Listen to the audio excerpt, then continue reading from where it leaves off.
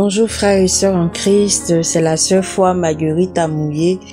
Aujourd'hui le 13 février 2024 et je viens vous parler de la miséricorde et du mystère du Seigneur Jésus-Christ. Donc avant toute chose, on va prier, on va mettre ce moment dans les mains du Seigneur Jésus. Seigneur, viens mettre les mots dans ma bouche. Viens, Seigneur, me donner l'intelligence de pouvoir traduire ce que tu m'as donné comme message.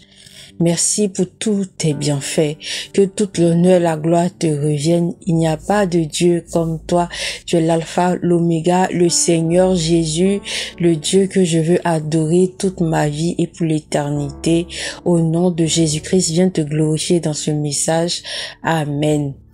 Frères et sœurs en Christ, le Seigneur m'a donné ce message-là pour venir vous parler de sa miséricorde et de son mystère. La miséricorde de Dieu, on ne peut pas l'expliquer. Et le Seigneur m'a prévenu et aussi m'a averti par rapport à nous autres. Nous autres qui, par moments, on est tellement strict dans les choses que on oublie la miséricorde de Dieu. On oublie que nous-mêmes, on est passé par des situations de péché qui ne devaient normalement être pas pardonnables. Dieu nous a pardonné. Dieu a insisté sur les péchés qu'on faisait pour nous retirer du monde. Aujourd'hui, je vois certaines personnes qui, parce que, en fait, Dieu leur a fait la grâce de pouvoir changer de vie, de pouvoir vraiment mener une vie de sanctification, obéir à certaines paroles du Seigneur et marcher selon la parole de Dieu, être dépouillé, tout ça. Ces personnes-là oublient d'où ils viennent. Pourtant, ces personnes-là, eux-mêmes, quand tu les vois agir, tu te demandes bien si eux-mêmes, là, au fond, ils sont chrétiens. Donc, le Seigneur m'a dit de parler de cela. Quand tu vois ton frère en train de pécher, tu lui parles, il comprend pas. Il y a des moments où il faut plus parler, il faut mettre seulement en prière. Dieu va décider. Parce que la miséricorde de Dieu là, tu peux pas quantifier, tu peux pas qualifier cela. Tu peux pas dire à quel moment Dieu va prendre la personne là.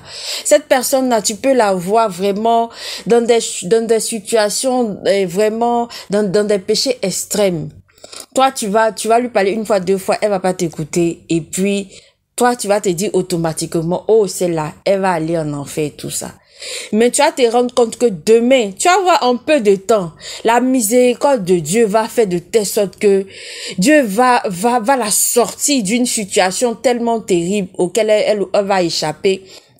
Et puis tu vas voir demain cette personne-là convertie, qui va mener une vie, vraiment une vie de repentance, de sanctification, et puis Dieu va lui accorder des dons auxquels toi-même tu es dans le Seigneur depuis combien de temps tu n'as jamais eu accès. Oui, et Dieu va lui donner ces dons de manière abondante. Elle qui peut-être tu la voyais comme une fille légère, comme une fille dévergondée, tout ça. Tu vas voir que Dieu va l'enlever là-bas et Dieu va lui donner des dons vraiment assez vraiment impressionnants que toi-même tu n'as jamais eu accès à ces dons-là. Depuis que toi tu es chrétienne, depuis que tu mènes telle vie, Dieu ne t'a jamais accordé ces dons malgré toutes tes prières. Dieu ne t'a jamais accordé ces dons-là, mais à elle il est venu en même temps sauver, il lui donne tous ses dons-là. C'est en cela, Dieu parle des ouvriers de la dernière heure. Les ouvriers de la dernière heure, ça renferme beaucoup de choses. C'est un message fort que Dieu veut nous transmettre. Nous, les personnes qui nous disent sanctifier, nous avons arrêté de manifester l'amour. L'amour vrai, la miséricorde là. On a oublié cette partie-là.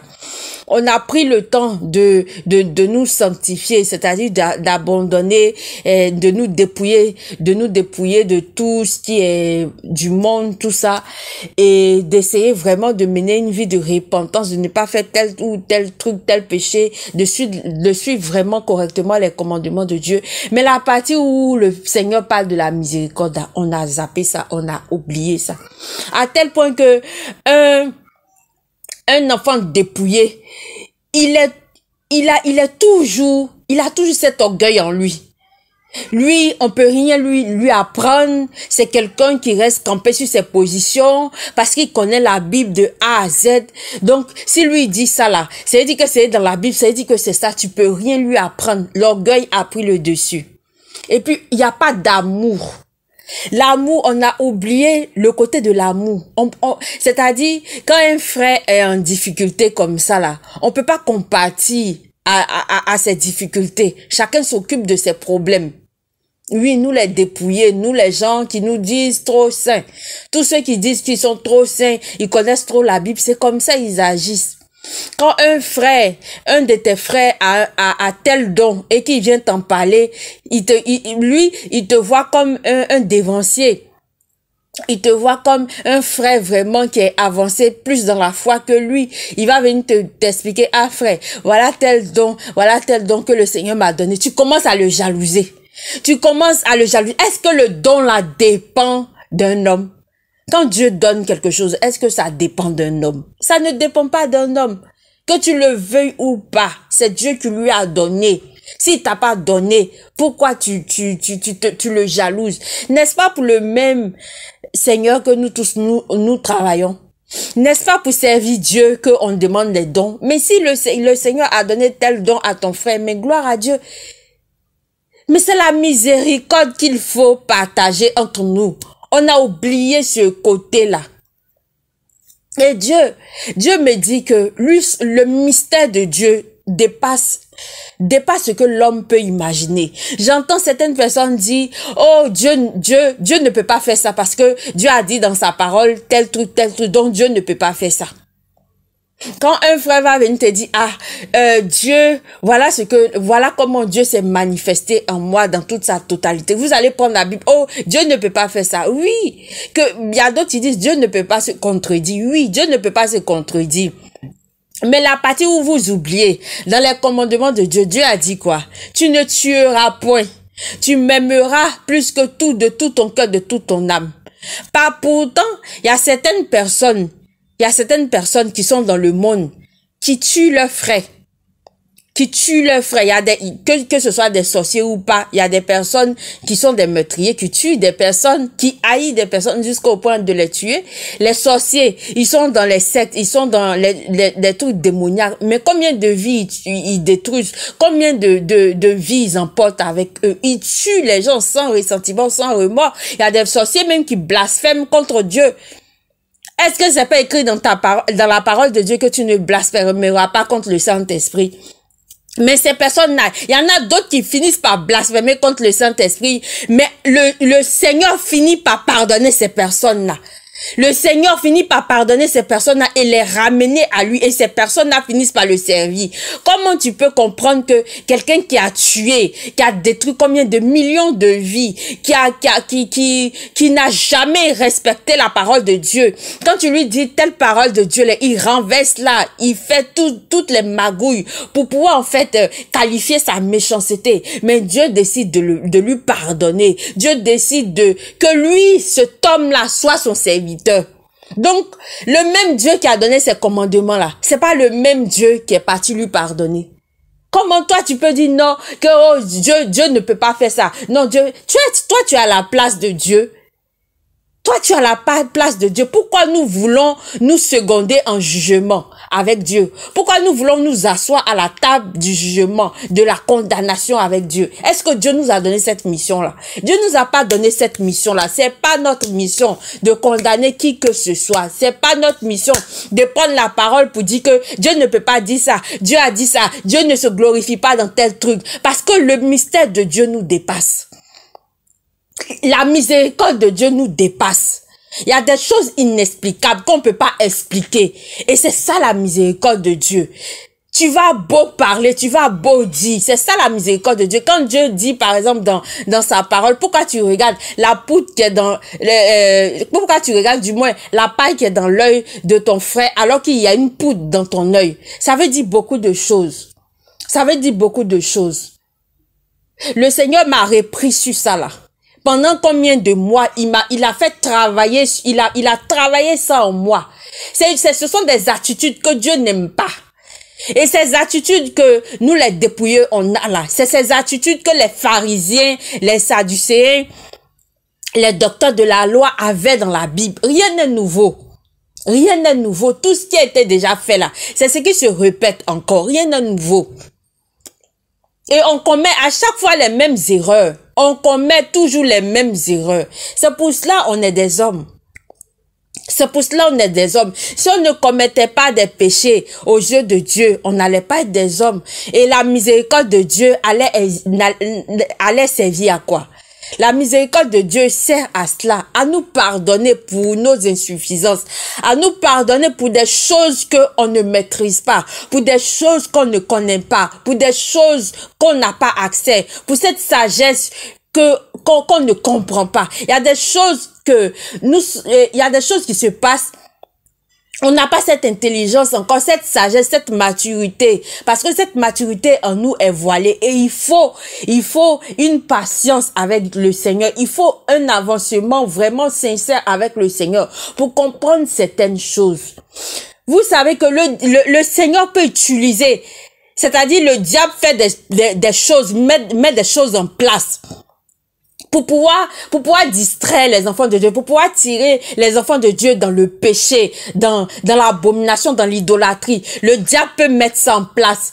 Mais tu vas voir que, de toute façon, le diable a mis tout cela en place pour distraire les enfants de Dieu là. Tu vas voir que parmi eux là, il y a des élus. Il y a des élus qui n'appellent jamais Dieu. Il y a des élus là, ils sont dans le péché constamment. Il n'y a pas de frein. C'est-à-dire toujours, ils pêchent, ils ne se rétractent pas. Ce sont des personnes, c'est de temps en temps, ils appellent Dieu, sinon ils n'appellent pas Dieu comme ça. Mais tu vas voir que dans ces circonstances-là, où le diable a mis ces choses en place là, ces enfants-là, ces élus-là, parmi des nations, parmi le monde entier. Tu vas voir que quand eux, ils vont crier, Seigneur, Seigneur, Seigneur, tu vas voir que le Seigneur va se manifester. Parce que ce sont des personnes qui n'appellent jamais Jésus, qui n'appellent presque jamais le Seigneur, qui ne prononcent même pas le nom du Seigneur. Quand tu leur parles de Dieu même là, ils n'écoutent pas. Mais quand tu vas voir qu'ils sont arrivés à des situations, ils sont bloqués. À des situations même, ils se retrouvent dans des situations même qui glorifient pas le Seigneur. Mais tu vas voir que quand ils vont appeler le Seigneur va répondre. Le Seigneur va courir même pour venir à leur secours. Le Seigneur même va courir même pour venir décanter la situation. Pourtant, toi, tu vas voir que toi qui es repenti, toi qui pries Dieu tout le temps, tu observes les commandements de Dieu tout le temps, tu es en train de gêner, de vraiment prier le Seigneur. Tu vas voir que ce que toi tu demandes il y a longtemps là, tu n'as pas, Dieu, c'est pas le temps que Dieu te donne. Donc, Dieu ne va pas te donner. Mais tu vas voir que autour de toi, celui-là même qui n'appelle pas Dieu comme ça, de temps en temps, il appelle Dieu là. Tu vas voir que Dieu court et puis lui donne ces choses-là. Et puis toi qui suis Dieu là, tu es là, toi tu es encore en attente. Donc toi, tu vas dire quoi dans ça là? Tu vas dire quoi dans ça là? C'est pas la miséricorde de Dieu, c'est pas la grâce de Dieu, c'est pas la faveur de Dieu, c'est pas le mystère de Dieu. Comment toi tu peux comprendre que quelqu'un qui est toujours en éveil, en train de prier Dieu, les bénédictions qu'il doit avoir là, c'est retardé, c'est pas encore pour le temps. Mais celui qui est en train de tourner, qui de temps en temps prie Dieu, de temps en temps, quand il appelle Dieu comme ça, Dieu court et puis lui donne. Comment toi tu peux comprendre cela? C'est ça le mystère de Dieu. Donc, ne restez pas là toujours à dire, non, Dieu ne peut pas faire ça. Non. Dieu a dit dans sa parole, toi, tu connais la parole de Dieu, puisque lui-même Dieu qui a mis en place tout par la parole. Toi, tu peux vraiment maîtriser ce que Dieu, la pensée de Dieu. La pensée de Dieu est hors du temps. La pensée de Dieu est hors de l'entendement humain. La pensée de Dieu, tu ne peux pas comprendre la pensée de Dieu. Tu ne peux pas comprendre. Tu vas beau essayer, malgré les dons, malgré la connaissance que le Seigneur va te donner, tu ne pourras jamais comprendre, excusez, la miséricorde et le mystère de Dieu. Le Seigneur se révèle aux pécheurs là où ils ne l'attendent pas. Là où même nous les chrétiens, même on s'attend pas à ça, là, c'est là le Seigneur répond à certaines personnes. Donc il ne s'agit pas ici de moi je fais la volonté de Dieu plus que tel ou tel ou tel. Le mystère de Dieu, la miséricorde de Dieu s'applique à tout le monde. Que tu sois converti, que tu veux dire que toi tu es dépouillé, tu es converti, tu ne commets pas de péché.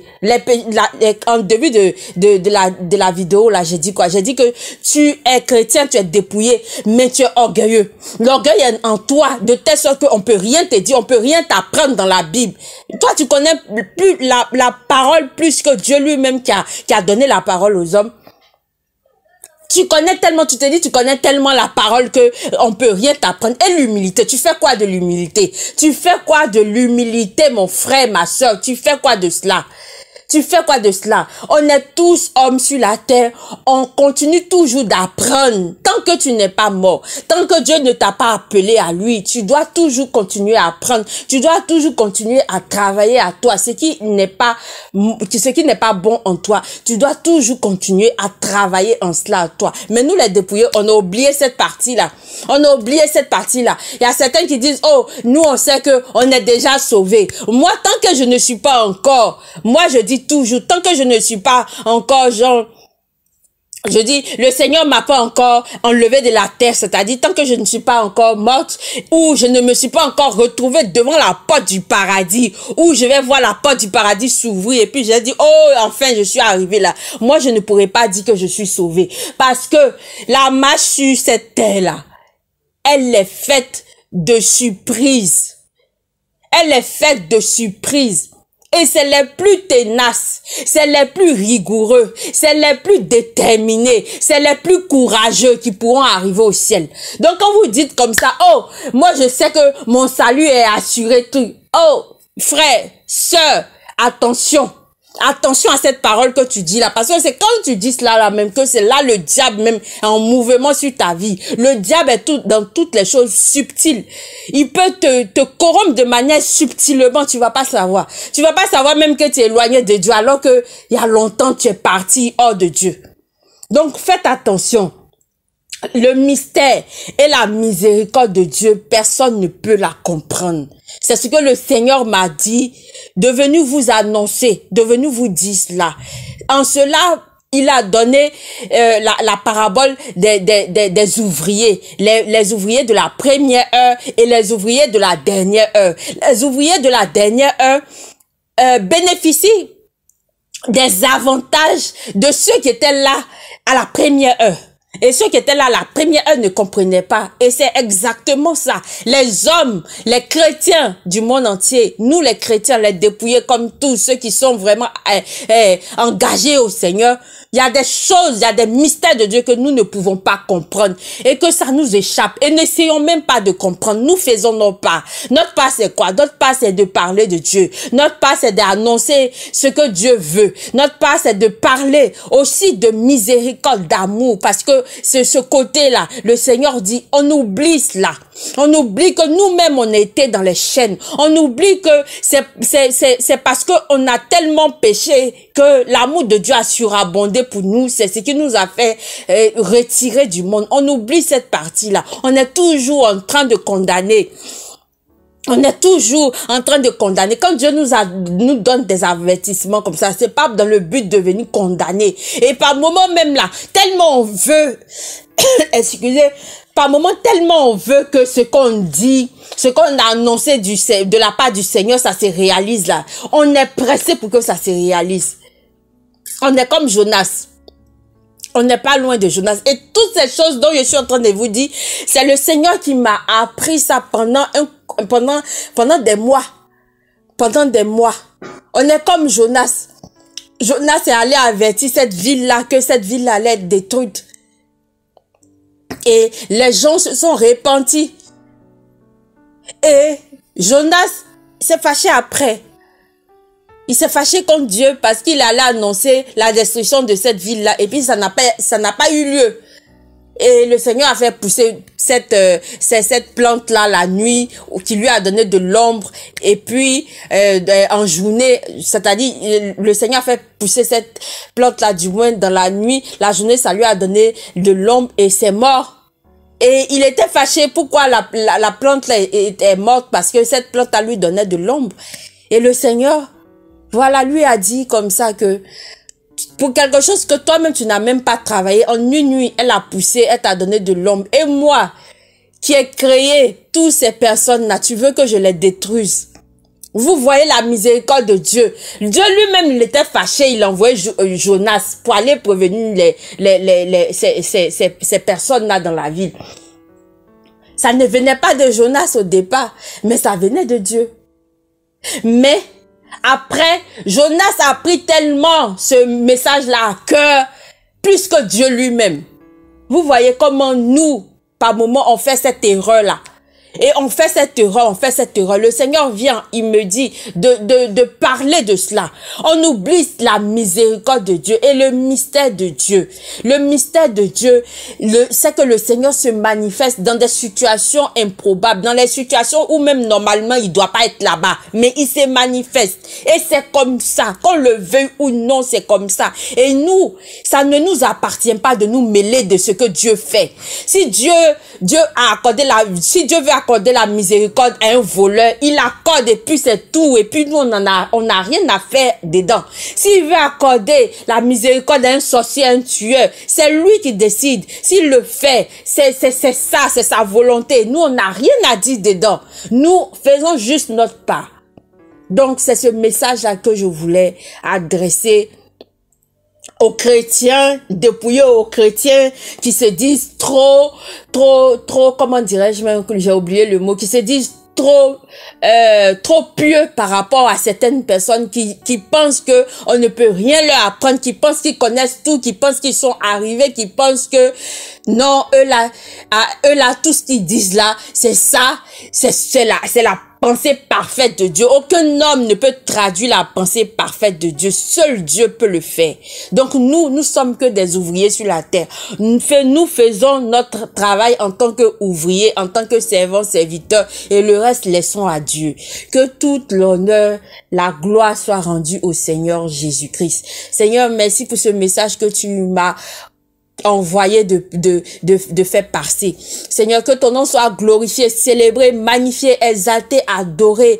Merci Seigneur Jésus pour tous tes bienfaits, pour ce message. Merci moi-même de m'instruire au nom de Jésus-Christ. Merci moi-même Père éternel de me donner la connaissance de tout ce qui est caché au nom de Jésus-Christ. Que l'honneur, la gloire te reviennent. Que Seigneur ta miséricorde surabonde dans les vies où il y a le péché au nom de Jésus-Christ. Afin que cette miséricorde-là, les hommes, les élus partout dans le monde entier puissent le voir et que cette miséricorde-là puisse les toucher à un tel point qu'ils vont décider, Seigneur, de changer de vie, de te donner leur vie au nom de Jésus-Christ. Qu'ils voient ton amour incommensurable, qu'ils voient ton amour, Seigneur, immense pour eux, afin qu'ils puissent changer de vie à cause de cet amour-là. Que cet amour puisse les tenir pour les faire changer à jamais, pour la gloire de ton Saint-Nom, au nom de Jésus-Christ. Merci Seigneur Jésus-Christ. Amen.